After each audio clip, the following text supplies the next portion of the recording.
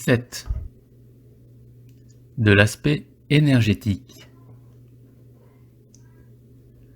Tout ce qui vit entretient un équilibre entre l'énergie qu'il reçoit et l'énergie qu'il consomme. Le mécanisme en consomme en fonction de ses besoins, dans la limite de celle qui est disponible. Il joue un rôle important de régulation en modifiant l'efficacité du raisonnement et des comportements.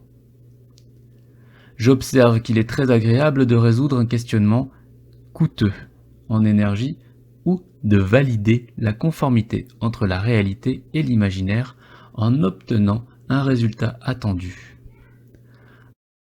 À l'inverse, se rendre compte que nous sommes dans l'erreur et être bloqué dans un conflit entre réalité et imaginaire est désagréable. J'en déduis que l'efficacité du mécanisme est à l'origine de la fierté. Appliquons le même raisonnement que pour la fierté en considérant 3 valeurs. L'estimer, temps de parcours des croyances, la réalité, temps passé dans le comportement. L'évaluer, temps de résolution des questions. Nous pouvons également reprendre la même représentation en y ajoutant une notion d'intensité et de présence. Il devient possible de reporter les mesures sur un comportement. Ces mesures observées ne peuvent prendre en compte qu'une partie du travail lié au comportement. Pour simplifier, je considère que le travail et l'énergie consommée peuvent être symboliquement représentés en reliant les 3 points et en mesurant l'aire du triangle qui apparaît. En partant d'un point 0 et en reportant les valeurs sur 3 axes distincts. Cela forme un triangle qui a une aire. Cette représentation est incomplète puisqu'elle ne présente pas les opposés. Avant de chercher des notions absentes, prenons le temps de remarquer qu'il existe une opposition entre les notions estimées et évaluées. La valeur réalisée provient d'un comportement visible qui opère dans la réalité, ce qui peut aussi s'appeler agir. À l'opposé, nous avons penser pour les comportements invisibles qui opèrent dans l'imaginaire. Nous avons donc 2 axes, l'abscisse dans laquelle s'opposent estimer et évaluer, et l'ordonnée dans laquelle s'opposent agir et penser. J'insiste sur le côté dynamique de cette représentation. Il peut être difficile d'identifier l'étape à laquelle nous sommes confrontés. Estimer ou évaluer, agir ou penser.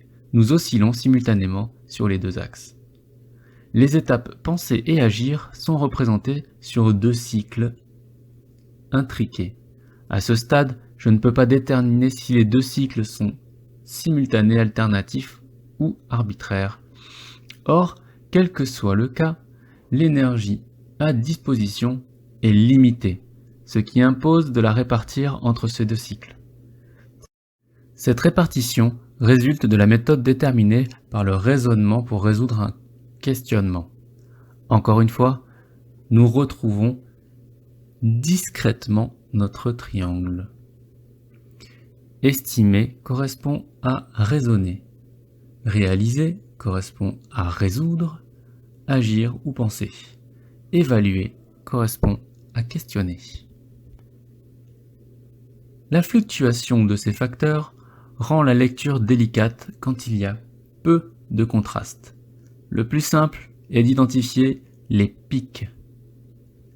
Ils permettent de prévoir que les autres étapes seront négligées et d'en déduire la constitution de l'imaginaire. Elles confèrent également des caractéristiques simples à identifier comme la spontanéité, la prévoyance, l'extraversion et l'introversion.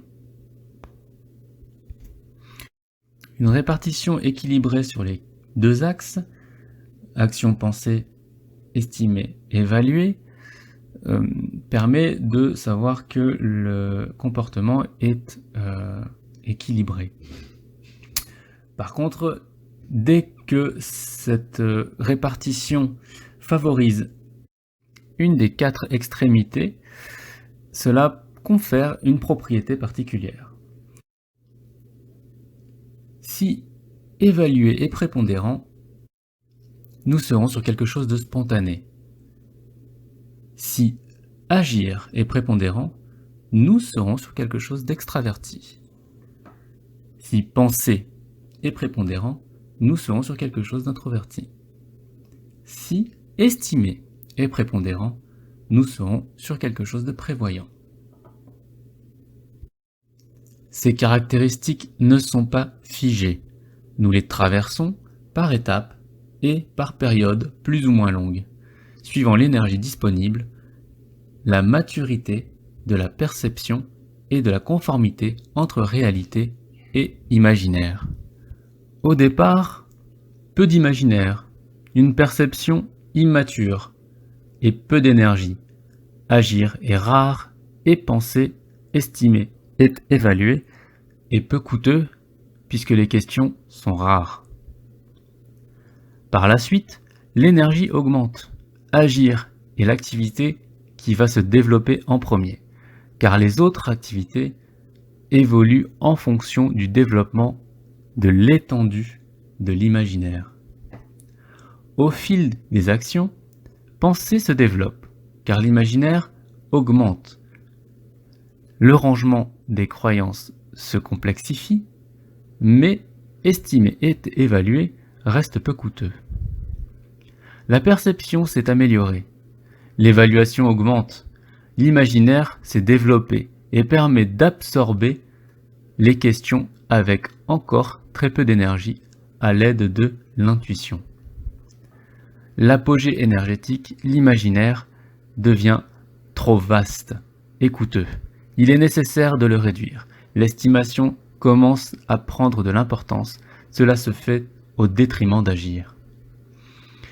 L'énergie commence doucement à décroître. La priorité devient la réduction de l'imaginaire, comme agir à baisser, penser est moins sollicité car il y a moins de nouvelles croyances. Agir et penser sont au plus bas. La perception commence à baisser, la confrontation à la réalité se réduit très rapidement, entraînant la diminution du besoin d'évaluer.